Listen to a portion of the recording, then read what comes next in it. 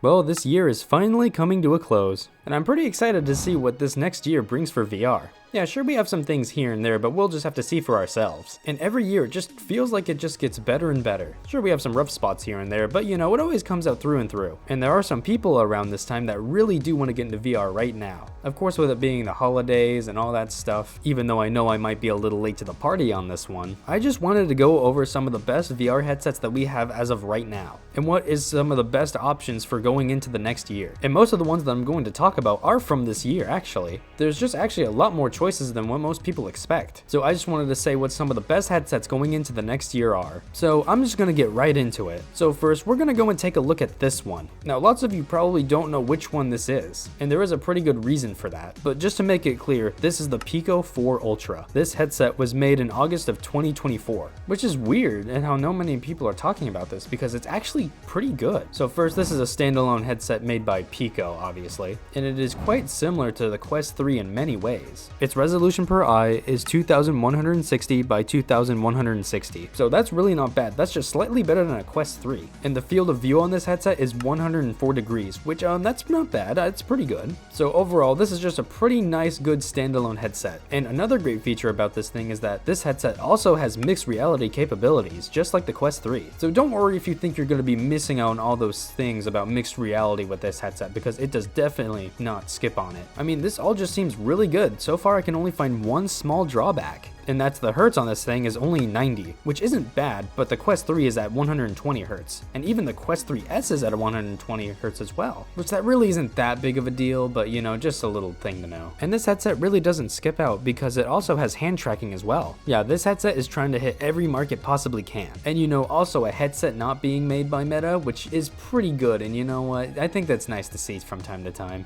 That's just pretty much a plus of its own, really. So then the last thing I have to say is the price on this thing. Well, I actually can't tell you how much this is in USD because there is none. You know why I said the only flaw of this headset was the hertz? Well, I kinda lied, because you can't get it in America. And the main reason for that is because Pico is owned by ByteDance, which is a Chinese company. And the US government really doesn't like Chinese companies. I mean, sure, you could still try to go and get it, but like you can't just go get it at a store and you gotta jump through a lot of hoops just to get it. But if you're in Europe right now, or in certain parts of Asia, then you can get this no problem. So for my European viewers, this headset costs about 600 euros. And you know, that's really not that bad considering the Quest 3 is 550 euros. So yeah, sorry to my American viewers, I can't really give you a price on this thing. So if I had to make some type of rough estimate, it'd probably be around like $600 then probably, which for what you're getting, that still isn't that bad. So if you are able to get this headset, then I would recommend it, but I really don't recommend jumping through all these hoops just to get it. Unless you're European though, then this would be an excellent pick to start for the new year. But let's just move on to something that's available in more places. And we're gonna move on to a new company, a company that's really trying to come back and really reclaim its throne. And of course, I'm talking about HTC and their headset that came out in September of 2024. I'm of course talking about their HTC Vive Focus Vision. So yeah, this headset is a little more high-end and a little more expensive, but bear with me here, alright? Because to certain people, I think this will be really worth it and I really consider it. So the resolution per eye is 2448 by 2448. So that's a pretty good step up from what the Quest 3 is giving. And this resolution just makes everything look really crisp and just really clear. And the field of view is pretty high too, coming in at 116 degrees. And all that's pretty nice, but it gets better, because this thing also has mixed reality capabilities as well, just like the Quest 3 and the previous headset I just talked about. And this thing also has hand tracking as well, so you're not skipping out on anything. But that's not it, there's something extra that comes with this headset as well, because this headset actually has built-in eye tracking. And just seeing people's eyes movements and expressions just really helps build immersion. Like, it does a lot more than you think. And there's something really interesting about this headset as well that I really like. This headset has automatic IPD adjustment, so you don't need to guess what your IPD is. You put on the headset and then it just does it for you. So instead of you having to mess with it and making to see what works and what doesn't, it just does it itself, which I feel like this is a very underrated feature, and I just wish that more had something like this. So if it's not clear, this is some pretty high-end stuff. So even though this is mainly a standalone headset, this is also advertised heavily to be used with a PC as well. So it's not just strictly a standalone headset, it could also be used for PC as well, which yeah, Quest 3 and Quest 3S does that as well, but they're not really focused on that. HTC is really just trying to pander to both sides, both PC and standalone users, which that's just something that is just really not been really seen too much, and I'm all for this. So then all this is really nice and cool, but is there any drawbacks? And the answer is, yeah. So mainly the hertz is only at 90, which once again, it's really not that bad, and most people probably couldn't even tell a difference, but that's just something that you should probably know. And another downside about this one is the lenses, because the Pico 4 Ultra and the Quest 3 both have pancake lenses in them, but not this one. This one actually has the Fresnel lenses, the same ones that are found in the Quest 3S, which that's not really so bad, it just makes everything look a little worse, but it's really not that noticeable. And the big kicker is the price, because this thing costs about $1,000. And you know, maybe you just really want some of the best headsets possible, and I get that, and maybe this will be worth it for you. If you're really willing to spend $1,000 on a headset, then this is the main one that I'd recommend. I mean, also comparing the other headsets that cost $1,000 like the Big Screen Beyond or the Valve Index, I think this one just comes out on top. And also the Valve Index is still like a 5-year-old headset at this point, so maybe it's not the best to get that one. So I mean, it's good, but like the price is definitely this thing's Achilles heel. But if you're willing to really buy it, I would consider it. I mean, it looks pretty good to me. But yeah, I can see if you don't want to pay that much. So this next headset I'm going to talk about is going to be the exact opposite, the cheapest you can possibly get. And it's probably pretty obvious what I'm going to talk about. I'm obviously going to talk about the Quest 3S. I mean, of course I can't leave this one out here. I mean, it's just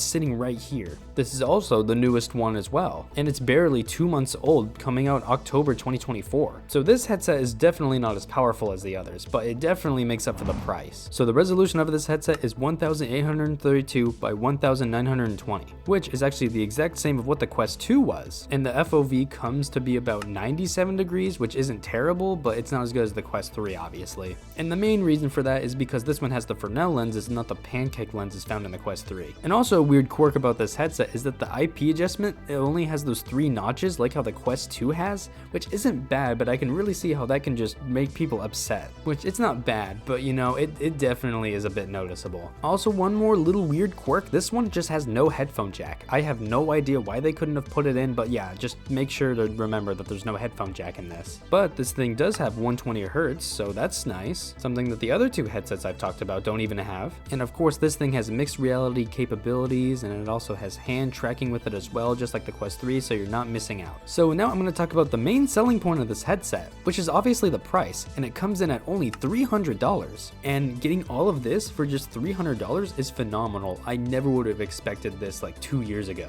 This headset really just wanted to take the Quest 2's place, and I think it does a pretty good job of doing that. So if you want the best product for the cheapest price, this is what you should get. I really recommend it. But I also really recommend you getting a different head strap than the one that it comes with, because that head strap is just horrendous, believe me. I would say the best way of putting this headset is that it's a jack of all trades but master of none, which isn't necessarily a bad thing. There's nothing specifically that it does that makes it super great, but everything collectively just makes it really good. I really do recommend this headset, I really do, but there's just one headset that I think just slightly beats it. Most of you can probably already guess what it is, and I really don't have to hide it. And of course I'm just talking about the Meta Quest 3. This is the main headset that I got and my go-to, and I gotta say, it has not let me down so far. Just so much goes right with this headset, and I just love it so much. So this headset's resolution per eye is 2064 by 2208, which sure, that's not the best, but it's still really good and it does the job really well. And the FOV on this headset is 110, which is very nice, all thanks to the pancake lenses that this thing uses. Just the pancake lenses are just so nice to look at, and it's just, you go from Fresnel to pancake lenses, it's just night and day, I swear. The sweet spot is just a little bit bigger, which even just that little bit makes so much of a difference. And of course it has the mixed reality, its main selling point, which is really nice and does a fantastic job. And it's also got that hand tracking as well, so don't worry about it. That feature will not go away. And of course it obviously still has the 120 Hz. I mean, I'm not gonna lie, it's really hard for me to say anything bad about this headset right now. I mean, the worst possible thing I can say is that the head strap that it comes with completely sucks. And I highly recommend getting a third-party headset to switch for this one. It'll be so much better, trust me. And the other small thing is the price,